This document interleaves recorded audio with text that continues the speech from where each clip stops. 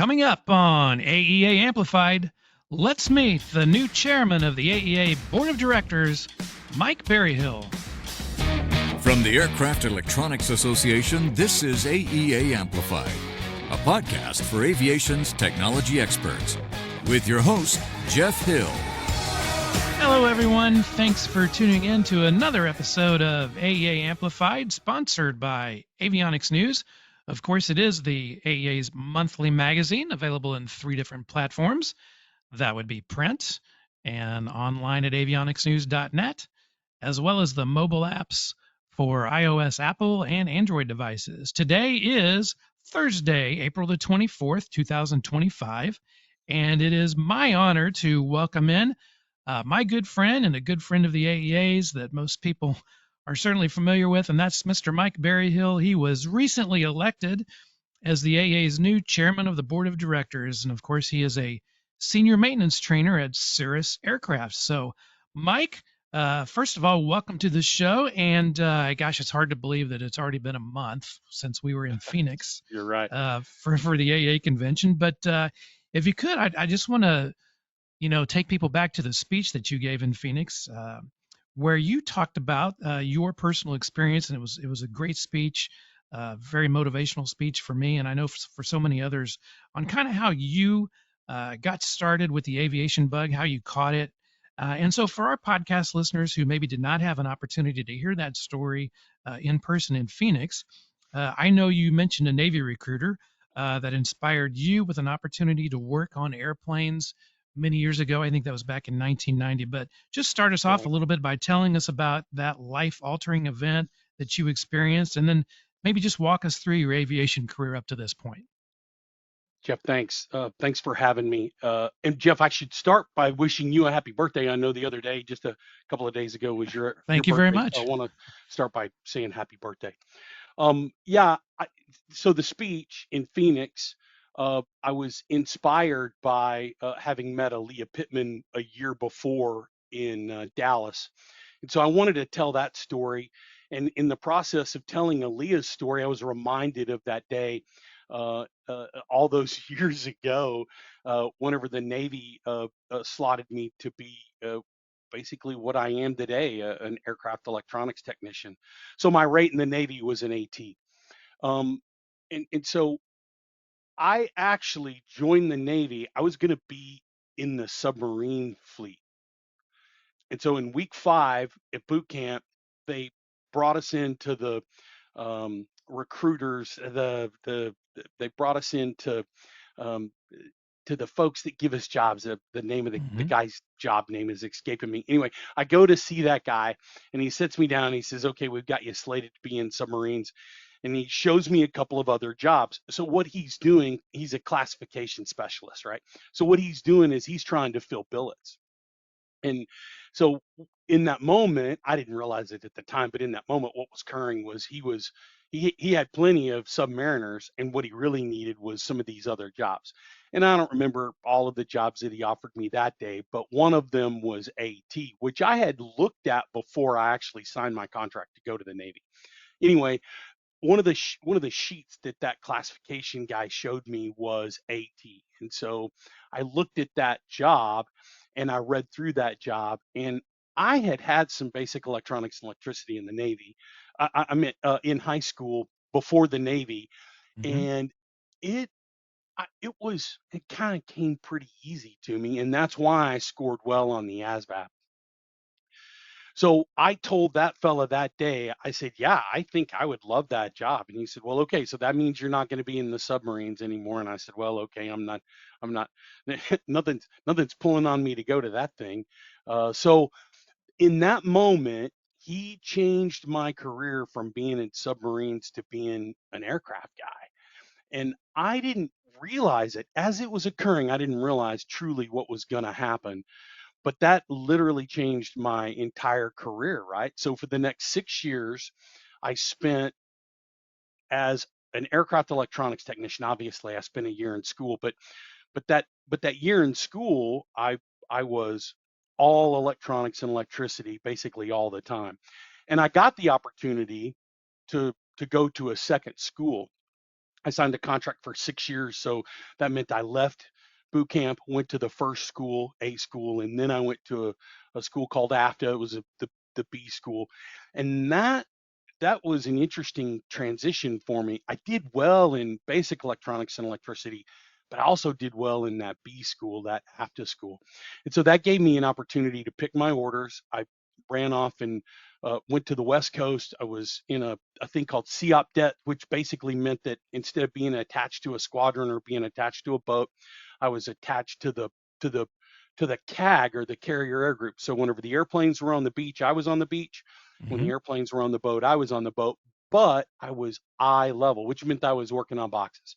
Okay, so I spent 5 years working on boxes. I spent a couple of tours on the aircraft carrier, 1991 and 1993, which of course were Gulf War. So that gave me a couple of tours during in the Persian Gulf on aircraft carriers during the Persian Gulf War. So I lived on top of a nuclear reactor and underneath an airport, Wow. which is a pretty good job. And I knew that I was going to be pretty good at this. Well, that brings me to time to reenlist, and at that moment, they gave me a couple of other jobs. So I'm back in front of the classification guy, and that guy says, "Okay, we want you to be a weather guesser, what the Navy calls an AG. That we want you to be an AO, uh, or we want you to be a sonar guy, an AW." And sonar guys have to jump out of perfectly good helicopters and be a rescue swimmer. And at 25, yeah, I'm like, yeah, no, that's not for me. AO, I'm reminded of Bugs Bunny hitting the ordnance with the hammer at Yes. Dud. So I was like, yeah, no, I'm not going to be an AO. And weather guesser, I think I would have been a good radio weather guy. Yeah, without a doubt. Absolutely. I think I could have done that job. Anyway, I told him no. I'm like, no, no, no, no. If you guys, if y'all will look at at my career here, I'm actually pretty good at this job. And they didn't offer me in that moment. They didn't offer me a job. My senior chief at the time, he said to me, he said, Berryhill, why are you getting out of the Navy? You're good at this. You should stay. And I said, well, they want me to change jobs, chief. And he said, okay, who'd you talk to? So he actually came back a couple of weeks later and he offered me a job as an AT. And I said, look, I'm too close to getting out. So that was one of those moments that I think back on, that I'm like, I wonder what would have happened if, number one, if I had taken that weather guesser job, because I think I could have been a good radio weather guy. Uh, but also, what would have happened if I would have taken him up on the offer and stayed in the Navy? At that point, right, you do 4 more, you're at 10 now. So you're making a decision for basically the 20-year career at that very first reenlistment. And so that was part of the reason why I elected to go home. Anyway, I told that story to bring us to this one, and that is I decided to get out. And when I got out, I moved to Colorado. I worked in cell phones and photocopiers for a while, and I found a job in the newspaper, Hmm. and they were looking for an avionics instructor at the 147 in up at the north end of the Denver metro. It was at the school was called Colorado Aerotech, and they were looking for an avionics instructor. And so I applied for the job, and at the interview, I distinctly remember him handing me the syllabus. I'll never forget this. Guy by the name of Dan Darren. He handed me the syllabus and he said, "Do you think you can teach this course?" And my head started nodding yes, before my brain could scream at me, "No." So I the guy offered me a job, and of course he needed me right away because he had an instructor quit, and so it was one of those really fast transitions. And I look back on it, and man, that changed my career almost forever, because in that moment I had to start teaching basic electronics and electricity. I don't know. Nobody ever really told me that I could be a teacher. Nobody ever told me that I could speak publicly, but that, man, that was one of those moments, right, where uh, you look back on it and you're like, man, am I glad that opportunity came along. Well, okay, so that put me at Colorado Aerotech teaching basic electronics and electricity, and I did that. I think it was about 3 years, and then I went to work for a company called Flight Options. They're a fractional business jet model, and I worked for them for a year, maybe a year and a half. It didn't last very long because they had just merged with a company called Travel Air, I think was the name of that company, and so they were kind of on the skids. Things were going pretty rough for them. And I saw the writing on the wall. So before they closed that maintenance facility, I ended up taking a job at Cessna. I moved to Wichita. I worked for Cessna at the Citation Service Center in Wichita. And I worked on, it was kind of interesting how it's interesting how that career went. I started off as an install guy. We were doing GPWiz mods and Mhm. RVSM mods. And so I was on the mod crew. And then I ended up working Citation 10s, XLs, and the 650. And then the Sovereign ultimately came along. And the reason that's important to this story is because I spent some time at the production facility at Cessna. And the production facility is different from the line maintenance of the Citation Service Center. And so I really got to dip my toe in that pool. Not very long, but I got to do it enough to realize that, how different. I realized how different it truly was. Right.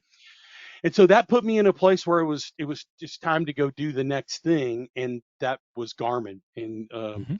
I actually had two guys that I had worked with at Cessna that had gone to Garmin, and so I applied to be a field service guy at Garmin, sent them my resume, and the hiring manager called me and said, look, we're trying to hire a maintenance trainer. Would you be interested in a maintenance training job? And I said, yeah, sure. I'm sure I would. So he forwarded my resume to the hiring manager for the maintenance training. He set me up for my interview. And um, I was originally going to do, I like to tell this story. I was originally going to do a lecture, right? Because they're going to hire me as a trainer. They want to see me teach. So they said, we want you to do, 15, 20 minutes on whatever topic you pick. Okay. I didn't know what I was going to pick.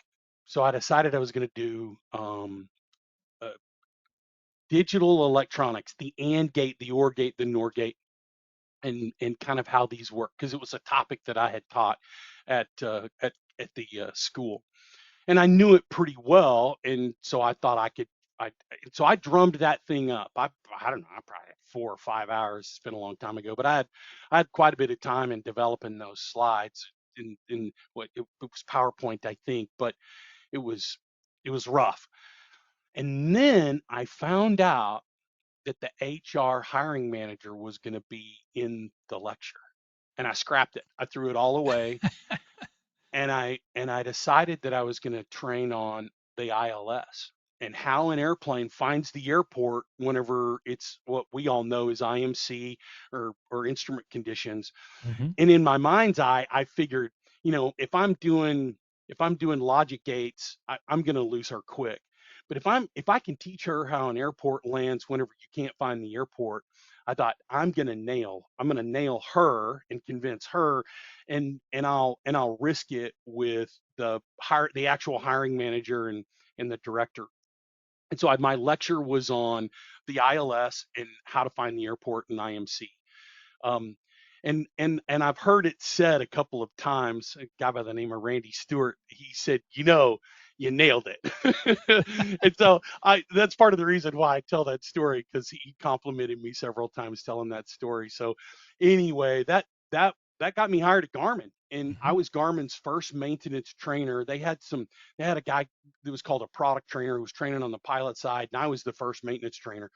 And so it was 11 years at Garmin. I was in two different roles. I was in the product training role, maintenance training role, and in the field service. I moved over to the field service side to work the desk, work the emails, work the phone calls, figure out exactly what it is that's troubling the guys in the field. And all the while that I was at Garmin, I was lucky enough, I was blessed enough to get to work with AEA. And in 2007 was the first time I met Mike Adamson. He and I talked about this. We reminisce about this story commonly. We were at John Wayne Airport, across the street from John Wayne Airport Mhm. at the Hilton. There was smoke out on the hills from a fire in California. Uh, isn't that ironic?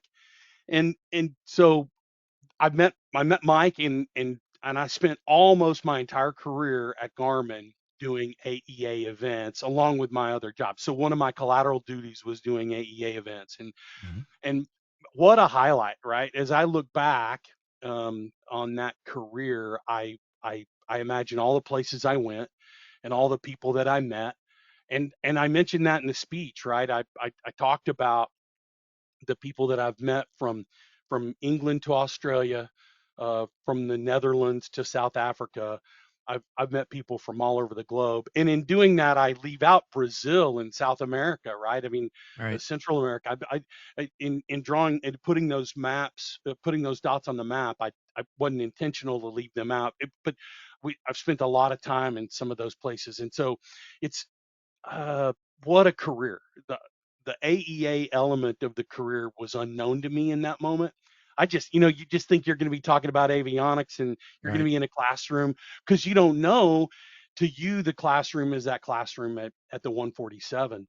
And I had no idea how many places I would go and how many people I would meet. So, how many people I would meet. So, that's 11 years at Garmin. And in 2017, right at the end of Hmm. 2017, I applied to go to work for Cirrus. The hiring manager got word to me through one of my, he's one of my mentors, frankly, Daryl, and said, "Hey, they're going to be hiring, and if you're interested, I'll mention your name." And I said, "Yeah, absolutely, please tell them my name." So the hiring manager gives me a call and says, "I'm about to post this position if you're interested." And I had my resume in his inbox before we hung up the phone call, and that was one of those moments that you look back on that you just don't forget, because we had this opportunity to go to Knoxville, and that's where I am today. I'm in the foothills of the Smokies, Hmm. just a couple of miles that way.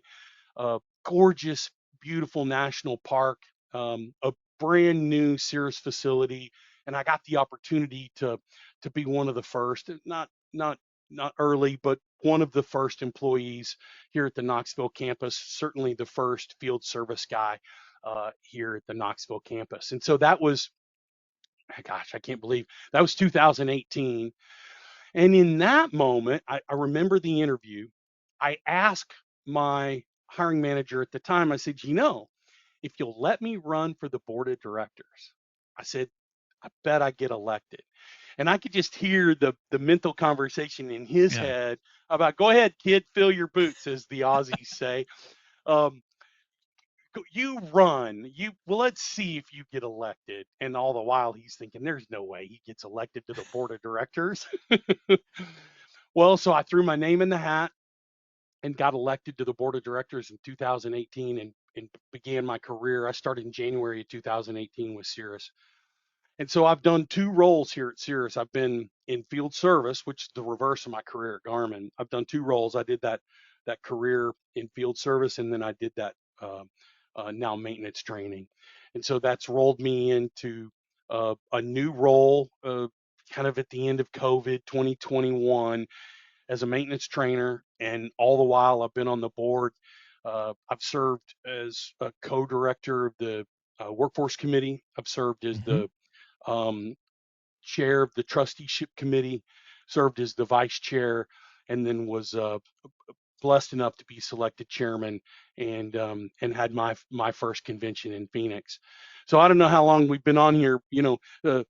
30 minutes No, later, that's good. Yeah. I tell you, it's a long career, right? 30 years I've been doing this, and all the while, man, I've been having fun. People people say, if you want to have a good career, do something you love. And boy, that's tough advice. If you listen to somebody like Mike Rowe, it's like, wait a minute, the work comes first. And I consider it a true blessing that I've had this opportunity to do something I've loved almost every single step of the way. It's never felt like work.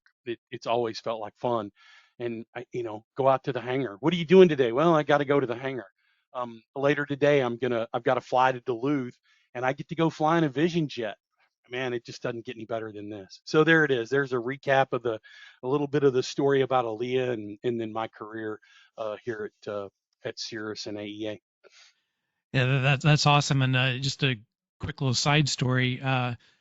When I first met you was I think the spring of 2011. It's at the AEA convention in Reno, and you may not remember this, but uh, I knew how special you were and how passionate you were Oh, about the industry. I could just tell because that was the year where Garmin, if you recall, when you were working there, they introduced the GTN 650, 750, and they introduced that at the AEA convention. And I remember one of your duties. You know, we all wear many hats, and but yes, you were keeping the doors locked and nobody could get into the room because we were going to have literally the fireworks inside that night at the big unveiling isn't to that the funny? to the repair stations, and you were tasked with Right. nobody could come in and see what was behind the curtain, so to speak, until that evening. And so that's how you don't remember that, but that's how I You're first got right. to meet you. You're right, I Um, don't. But it's not the first time, nor is it the last time that I'll serve as a bouncer as one of my collateral duties. Well, it was fun, and you were having fun with it, so it was That's a great awesome. day, certainly for the That's great. industry. All right, so Mike, I know you've been on the board of directors here at the AA for over 7 years, and had actually served as vice chairman for the last 2 or 3 years, I believe, under the leadership of Bill Hanft. But now that you become chairman, I know one of the things that you've been passionate about for an awfully long time is the fact that we have a shortage of skilled technicians in our industry. So in addition to being board chairman, you've also served, as you mentioned, you've worked on the AEA's Workforce Development Committee, and they've created some tools and solutions to help address the shortage. But just building on your board experience, what are some of the key opportunities that you see for the AEA to further enhance our workforce development initiatives? The workforce committee has done an amazing job. We were we were just coming out of the strategic realignment, and we were standing that workforce committee up, and Dave Salvador came up with a really great idea to structure our workforce committee with a, a seed, a grow, a pick, and a maintain concept to our workforce initiatives. And it was, I remember in the moment when I heard it, I'm like, yes, this is exactly what this needed. And that set of initiatives continues today. So within each one of these segments of the workforce committee, we have several items going on. Uh, Danny Santiago is now chairing the workforce committee and doing an amazing job. He's working on picking a new co-chair. Mark Cody just recently stepped away, and so Danny's working on picking a new co-chair for our workforce committee, and that is going to bring us to our new leadership for the workforce committee. With regards to initiatives, we're working on the CAET, Hmm. the Certified Aircraft Electronics Technician, which is a transition from the AET, and I think that that's going to be a good thing.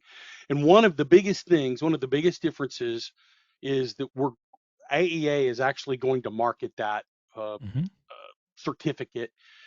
And then I think the second big thing to go along with that is our goal with the AET is to align it to the shops so that the shops see alignment between the certification and the technician whenever they show up.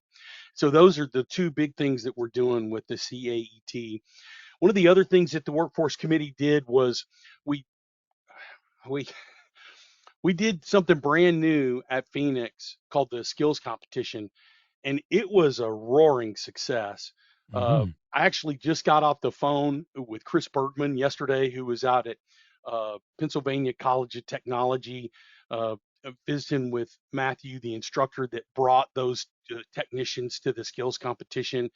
And and I've got a great report from Chris that he was on site and he has a couple of different leads for technicians to come and work for them at their shop, as well as some internship opportunities. And so this skills competition was the initiative, the kickstart to that relationship with Chris's organization and the skills competition and new technicians. And this is one of the things that we've got to overcome is this opportunity, is this shortage of technicians, and this was an opportunity for us to do that. So the workforce committee continues to do some really, really heavy lifting that that that I think is pointed right at directly at the problem, not it's not fluff and dander. It's real work that are bringing technicians to the industry. So, speaking of some other committee work beyond workforce development, can you give the AA members who are listening here, an update on some of the priorities and the work that's taking place on the committee level, or maybe even the subcommittee level, and some of the AA members who are actually leading that work? Yep. Tom Simon and Chuck Gallagher are leading the membership committee. And that committee, the goal of that committee is to find opportunities for AEA to improve member benefits to the associate member, to the shops, to the Right. member shops, so that they have a good return on their investment into the association. Look, I've been doing this several years now, 7, 8 years, and in my it's easy for me to convince a shop. To me, it sounds convincing. I feel Hmm. it's easy to convince a shop why being a member of AEA is so important. And I think that we're going to find some other opportunities in that membership committee.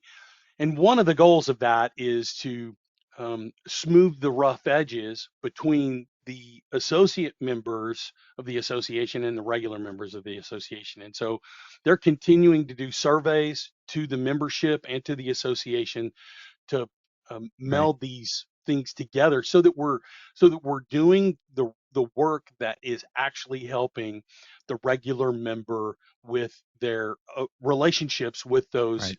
association members. And then Kevin Barton, man, huge shout out to Kevin. There has been some work going on, the Government Affairs Committee. There's been some work going on that's really kind of new, and I know that I'm not telling anybody anything new as I'm saying this, but it's new to us as an association. We've stood up a delegates subcommittee within the Government Affairs Committee, and the idea of this is to give these delegates an association where they can do their work and get feedback from folks like Rick Perry and other aviation authorities, so that they feel like they've got a home in an association and they've got a place where they can come and meet. And so we've now had 2 delegate meetings at the last 2 conventions. And so that work is ongoing and continues to grow. And what it's going to do is it's going to grow the membership of the association, because those delegates are going to become members. Ultimately, it's not a requirement. And if you're listening to this and you're thinking, oh gosh, now I've got to join, don't let me push you away. Come join us today. Come meet with Kevin and the rest of the delegate subcommittee folks, and let us find out exactly how we can serve you, because we feel like that we've got an opportunity to serve that portion of the aviation community. And now what we have to do as an association is figure out how we're going to serve them. And I might add a couple of things to those points. You mentioned the Great. delegates work, and our listeners can actually go back to the most recent podcast, which was with that delegates group, and you can learn more about all of the work that they are doing here in the archives of the podcast. And then also, you had mentioned the CAET, which was first publicly launched at the convention in Phoenix. There actually is a frequently asked questions page set up on the AA's website where you can learn a lot more about that, and that is at aea.net/CAET. So, Mike, moving on, I know, back in 2020 and 21, there during the time of COVID, it seems like you played a crucial role in the AEA's strategic planning initiative that was taking place at that time. And now that plan is being executed and well underway by the board, by the AEA staff, of course, under the leadership of our president and CEO, Mike Adamson. So now, as you step into the role as chairman, what is your overarching vision and some of your top priorities for the association in the years ahead? That strategic plan was excellently executed by Mike. And I I've I've asked him about some of the impetus in his in his eye about what made him, what caused him. Was there something internal that caused him to go to that idea of a strategic plan for an association? And you know, at the end of the day, obviously he shared a lot with me, but at the end of the day, he said it was time. We were due for this Hmm. reorganization, and it's not really a reorganization, but it was a opportunity for us to look at the way that we're doing business, and Hmm. then ensure that the association met the demands of our members. And so whenever I say reorganization, it's not like we had a big structural change, but what we did is we made sure that our mission and our goals and our day-to-day efforts met those goals and met those requirements. And then we set some goals, um, some dynamic goals for us as a board, for you as a staff, and for Mike, so that we knew that our day to day was driving us somewhere. And so that's where the workforce committee came from. We stood up that workforce committee as a result of the strategic plan. The membership really kind of existed before, but we hadn't done a lot with it. And so we assigned new leadership to those committees and gave them new goals Hmm. and gave them new assignments for them to go continue their work and begin their work in the case of the workforce.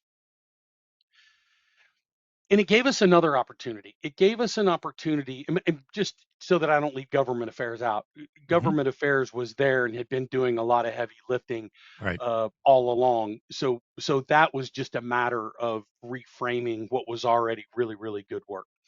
So along with that, it gave us this outlook. We never really said that we were gonna put 10 years on it or 8 years on it, but we knew that as a result of doing this strategic plan and recognizing how good the work was, that we had an opportunity to continue that work again. For example, kind of a midterm strategic plan, and then another strategic plan, say in 5 to 6 years. And so what that caused us to do, and I'm going to be very specific about the us, myself, Mike Hmm. Adamson, and the executive committee of the board, which at the time included Bill Hanf, Chris Garberg, um, and Jamie Luster. That gave us the opportunity to look at Mike's contract. And so what we did as an executive committee is we we took this opportunity to say to Mike, Mike, rather than another 3-year contract, which had been historical uh, before Mike even, the president served under 3-year contracts. We feel like that the work that you have done so far in this first 3 years has been amazing, and we want to lock you into a longer term contract. What's your temperature on a 6-year contract? And Mike was warm to that idea, and as a result, uh, we signed Mike to a 6-year contract as opposed to a 3-year contract. And so the way that this plays into the strategic plan is because that rather than us having another 3-year contract negotiation with Mike, we pushed that negotiation out to 6 years, and it's given us an opportunity to focus on the midterm strategic plan. So it was an amazing time. It came together perfectly and seamlessly, and it's going to allow us for a good transition as the leadership grows within the staff of AEA, and as the board of directors change. The board serves three-year terms at a max. You don't have to serve Hmm. all 3 terms, but 3-year terms. And so that causes, renewed personnel on the board of directors. And so that gives us plenty of opportunity to grow that as well. So all that's to say, uh, Mike Adamson has done amazing work for this association. And the strategic plan that he initiated and brought to the association was perfectly timed, albeit he had the the pandemic uh, Right. fighting against him at every step, holding him back. But we found a way through. Um, and I should give some credit to Gary Joyce here, because Gary Joyce did that strategic plan effort Hmm. from overseas, right? He's in Europe, Right. and so the timing of those meetings were never convenient.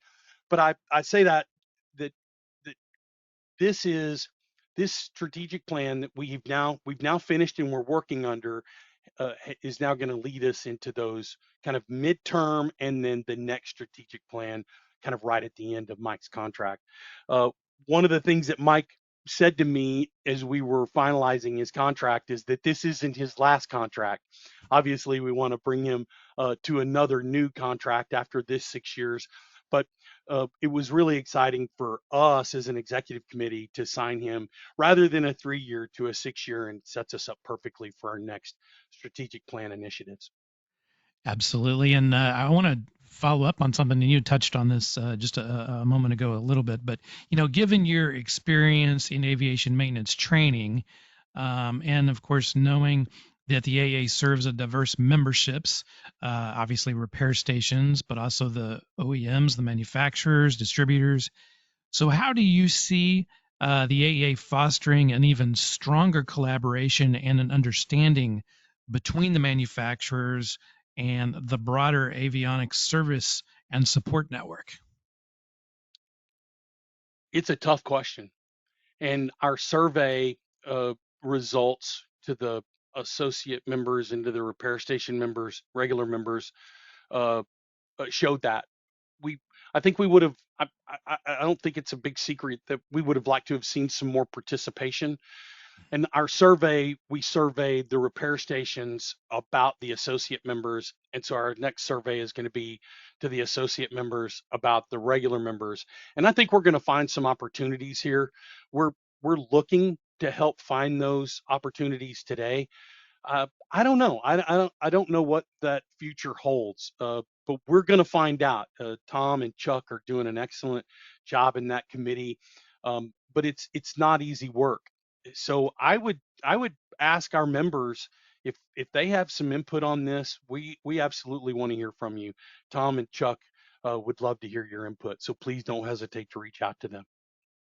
You bet. And once again, we are visiting with Mike Berryhill. He is the senior maintenance trainer with Cirrus Aircraft and the AEA's newly elected chairman of the board here on AEA Amplified, sponsored by Avionics News Magazine. And Mike, I'm going to go back one more time here to your convention speech in Phoenix, and you had asked the AEA members there in attendance to treat every interaction with a young person as a chance to invite them into the industry. Given that our hangars are behind a fence, which you mentioned, and that can be a barrier, what are some examples maybe of how our shops and our manufacturers can open the gate and eliminate some of those barriers for the next generation? I At the speech, I kind of landed um, my thought at, let me hear from you. I'd love to hear the stories from the members about how they're interacting with young people. And I got the greatest email from Joe Hensley with Intercontinental Jet, and he's doing it through scouting. Hmm. And he shared with me some pictures. Absolutely amazing work. Going out and seeing young people in where they are, and but then also bringing them to uh, this association that he has a passion about. It's called scouting. And and I actually quoted one of the founders of the Boy Scouts in my speech. And so I think that actually got Joe thinking whenever I quoted Mr. Whitlock. But I I think there are a lot of opportunities. And Joe telling me his story about the Scouts uh, was amazing. I loved hearing this story. Um, Barrington Irving, who partnered with us on the skills competition, I mean, he is doing the hard work. he is going to those low income neighborhoods, Hmm. finding opportunities for kids that might not have ever had opportunities, and they are bringing them to vocational education. And I think that's another way that we as a membership can encourage young people, and that is this. I don't think there's a stigma around vocational education and blue collar work as there once was, Hmm. but I think that there has been in the past, and we need to continue to encourage young people that if college is not the right move for you, and I would never tell a young person not to go to college. I just that's not that's not the Right. way you lead a young person. But it wasn't right for me. Hmm. And so vocational education was what was right for me. And by the way, I never did go get a college degree, so I'm proof that this this thing known as a vocational education can truly be Hmm. beneficial and benefit you for a lifetime. That's right. But that's what Barrington's doing, is encouraging young people to vocational education. And to back to my thought, we can encourage young people to vocational education, and blue collar work, right? It doesn't have to be aviation maintenance. It doesn't have to be avionics technician. Obviously, we're in a shortage of those technicians, but encouraging young people to vocational education is one of the ways that we do that. I visited with somebody else at convention, um, Brian Smisek. I hope I said your name right, Hmm. Brian. He told me a story about his daughter's boyfriend. And Brian, forgive me if I didn't get that exactly right, but he shared with me that story. And so this is the opportunities, right? Is whenever you interact with these young people, offer them this opportunity to come and see what you do. And then if you don't get them inside the fence through your gate, that's okay. Encouraging them to vocational education and encouraging them uh, to go and get a skill or a trade. That I think that is the way that we do this, because one of the initiatives in the workforce committee. Do you see what I did there? I got it back to the Yeah. workforce committee. The one of the things that the workforce committee is going to do is we're going to go try and find those people that aren't really happy in the vocation and the skill set that they're in, and show them that, say, diesel heavy mechanics, that translates into what we do. And so we go and find them, and we pick them from those industries and bring them into ours. And Right. so those are the opportunities. Well, The and one way to do opportunities that I see in this moment anyway. Go ahead. Absolutely. And, one way I also might remind the AA members and all of our listeners too, that there's an excellent one-stop go-to resource that you can refer folks to when you're having those conversations with youth. If you can get them to aerocareers.net, there's a lot of information on there about scholarships, how to get involved in the industry, testimonials from career professionals, uh, military that might be transitioning into the workforce. And so if you can get them there, that will be a good start. Again, that's aerocareers.net. Mike, looking at the aviation industry at large, of course, aviation continues to evolve over time with advancements like sustainable aviation, autonomous flight. There are increasing cybersecurity concerns. So, what are some of the biggest challenges the industry at large will have to address in the future from your viewpoint? I'm gonna keep it personal for just a minute and talk about Cirrus Aircraft. One of the challenges that we're facing right now is avgas.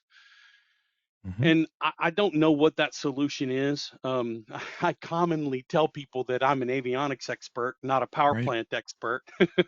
right, I know enough to be dangerous in these conversations, so I won't get too far into the details. But I can tell you that avgas and the delivery of avgas at airports is beginning to hurt the industry, and so we have to find a way forward. And I don't know what that looks like. I know that Cirrus is actively working on solutions for for those airplanes that are at airports that are having a hard time getting that gas. We have to find a path forward for that. I think the other one of the other changes is autonomous flight. It was actually Rick Perry that made me think of this the very first time, and that was that the SF-50 is an autonomous vehicle. Now, that's to say that it's not all the time an autonomous vehicle.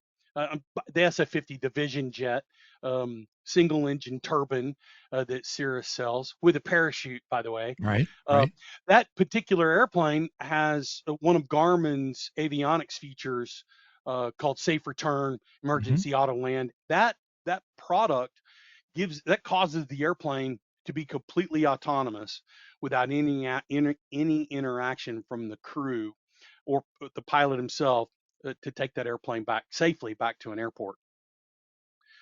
The design idea, and I'm going to say something that everybody that's listening to this knows, but just in case they don't, let's say it this way: the parachute is designed to assist the pilot if the airframe or the power plant has trouble. Emergency auto land is designed so that a crew can navigate safely back to the airport in an airplane that's healthy, assuming that the pilot or the crew has trouble. So this is the difference between these two systems, but they're both safety systems. So Rick, back to my point, Rick was the one that made me realize that the SF-50 is an autonomous vehicle. At the push of a button, it becomes autonomous. Hmm. Well, this is a paradigm shift for everyone. And I didn't realize it until Rick made me realize it. Oh, okay. Yeah, this is optionally autonomous. And so then that got me to thinking, well, that means I think what comes next is optionally manned. Instead of optionally autonomous, optionally manned becomes kind of the next paradigm.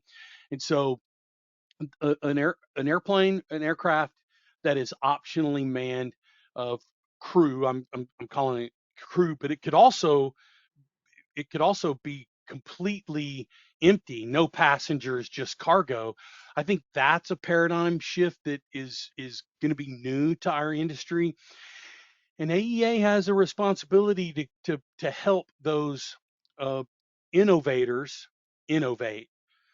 The the aviation authorities, they're spring loaded to know whenever it comes to innovation, and I don't know, that might just be one man's opinion, but it doesn't. Whenever I look into the aviation authority as a whole, um, I, it looks to me like they're spring loaded to know, and so I say that because I want everybody to know that just is my opinion and not Cirrus's and not Right. AEA's. But my point is, they're we have to convince the authority that it's time to innovate in this segment, and then we have to help those innovators innovate, whatever that is, whatever that looks like. And so AEA, uh, certainly as a board of directors, we're looking at that today, and we've talked about it during the strategic planning for this next segment of our growth, and we're looking to find what that target looks like. Well, Mike, before we let you go, it's time for our lightning round and our final four questions sponsored by Avionics News. This is just a fun exercise that allows the avionics community and the AAA members to get to know you a little bit better, more on a personal level. So we're just looking kind of for the first thing that comes to your mind and why you feel that way with our final four. So question number one, I know aviation has allowed you to travel and make new friends all around the world. What is the most interesting place you've ever been and why? I think it's the Great Wall of China. Um, I was struck by the idea that there's a Kentucky Fried Chicken where we parked the car. um, it, Beijing was a very interesting place, and I really enjoyed the opportunity to go and see China, and it's amazing people. It's absolutely an amazing place. Uh, I'll tell a story. Eric Yoon is one of the field service representatives that I worked with at Garmin. And so while we were in China, it was very common that I would do the slide and then in English, and then he would do the slide in the local language. And in this one instance, I had a slide where the Garmin system's completely broken, and there's yellow and red X's all over the screen, and so the joke goes, this is what Garmin G1000 looks like on Friday afternoon when you're trying to go home early. And I don't care who you are, that's a pretty funny joke, if, assuming that you tell it well. And so I did the joke and I handed it off to Eric, Eric did the slide, and the room is completely dead. It's like, Eric, wait a minute, hold on. I don't care. That's funny, man. Did you just not tell it funny? Do you need to tell it again? I have no idea what he said, but he did get a laugh out of them whenever he did this slide the second time. So anyway, there's a story about China. Very, very good. All right, number two, who has been your most important professional mentor? It's a wow. Well, I've mentioned them both. Rick Perry has been one of my mentors um, uh, from the very first time I met him. He's such a knowledgeable uh, technician. Mm-hmm. His grasp of the legalese that governs us has never ceased to amaze me. And his ability to show up prepared, his ability to show up with something new virtually at every single event that I've ever seen him speak at. He's been a friend and truly a mentor because every single time I see him, every single time I talk to him, and every single conversation, he has some nugget, something new, and it's a reminder that the beauty of aviation, one of the many gifts of aviation, is that you're constantly learning. You're always learning. And the other one's Daryl Yelton. I met Daryl when I first went to work for Cirrus. I'm sorry, when I first went to work for Garmin, he was working for Cirrus, and he was a regional field service manager, and he was based in Lee Summit, not far from where Mm-hmm. you guys are today. And Daryl is an engine guy, and so right away, I put Daryl in my Rolodex, as the engine guy. And if I had an engine question, Daryl was my call. And so Daryl has taught me so much about engines and certainly aviation along the way. But he's been generous. He's a generous, kind soul, and so he's taken me flying. And I mean, what better gift to offer another aviator than to just go break the surly bonds, right? So Right. anyway, I can't not mention Daryl again. And then of course my dad. My dad was not in sales, um, but he always kind of felt like that sales was where he got his start. And I say he wasn't in sales; he was the technical sales guy. He's told me many times that was what he brought to the table, different from everybody else. And one of the reasons I didn't want to be in sales is because I didn't want to be a commissioned salesman. I was afraid I might go hungry. Yep. And if you've ever seen me go at a cupcake or a slice of cake, I don't want to be hungry. My dad was a salesman and a technical salesman, and that gift of being able to tell something simple so that even I could understand it. I got that from him, and so definitely one of my mentors. And so there's probably been more along the way, and I just didn't think about them in this moment. And so if I've left you off, please don't hold it against me. You can reach out to me directly. I'll gladly hear your pitch. All right. All right. Question number three. If you could go back in time to 1990 or thereabouts and give advice to a younger version of yourself who's just getting started in your aviation career, what would you tell yourself? Get the college degree, and all of those other certifications along the way. I I didn't want to be a pilot. I knew that being a pilot wasn't what I was good at. And I say that, I mean, I've had plenty of opportunity to operate an airplane and make the airplane do what it's supposed to do in the air. But I didn't want that job of being a professional pilot. And so in my mind's eye, I was short-sighted about what those certificates could do for me later. And so because I had this short-sighted view of, well, I don't want to be a pilot, I don't need to get my pilot's license. And so I guess that's what I would tell a young person today.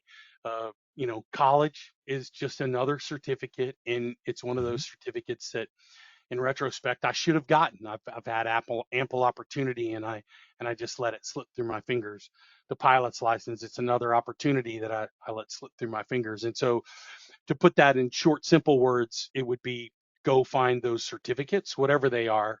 It's something new, and it shows the people that are around you and the people that are in your industry that you're ready to learn, you're willing to learn, and you're hungry to learn. All right, fourth and final question. What have I missed? Is there anything else you'd like to share with our listeners that we've not covered today?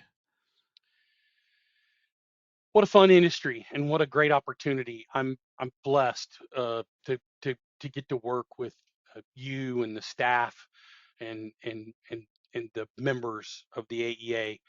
And I would invite them to search me out, come see me. You can find us at aea.net. The board of directors are on there. My email address is there. If there's something that I can do for you, if there's something that I can serve you, I hope you'd reach out.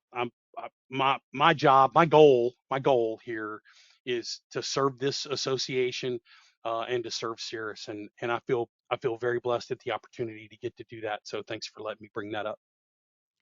Well, Mike, thanks so much for joining us. We're excited to work with you to advance the association forward in the months and the years to come. So we appreciate you and all the work you're doing at Cirrus and with the AEA. And also, before we sign off, I would like to let our listeners know that registration is now open for the upcoming AEA regionals later this year. There will be 6 of them, 3 in the United States, 1 in Canada, 1 in the South Pacific region, and 1 in Europe. So find a location near you and join us for 2 days of training and professional development. You can learn more about that at aea.net/regionals. And also, of course, at each one. Jeff, Cirrus will be at each one. We're planning on delivering training at each one this year. Outstanding. And those links will also have, you can not only register, but you can book your hotel room as well. So it's not too soon to start doing that and be thinking about it. So also, certainly you can elevate your avionics career by taking training courses. We've got several over the next few months here, the spring and summer here in North America at AEA headquarters in Lee Summit, Missouri. So the AEA also offers virtual live classes if you're unable to travel. Seating is limited in those classes, so you can check out the entire course schedule, learn more about each of them, and enroll today at aea.net/training. And that is going to wrap it up for today. We hope you can join us again soon for another episode of AEA Amplified, sponsored by Avionics News. Thanks again to Mike Berryhill of Cirrus Aircraft for being our guest today. And until next time, for our producer-engineer Aaron Ward, this is your host, Jeff Hill, wishing you blue skies ahead. So long, everybody.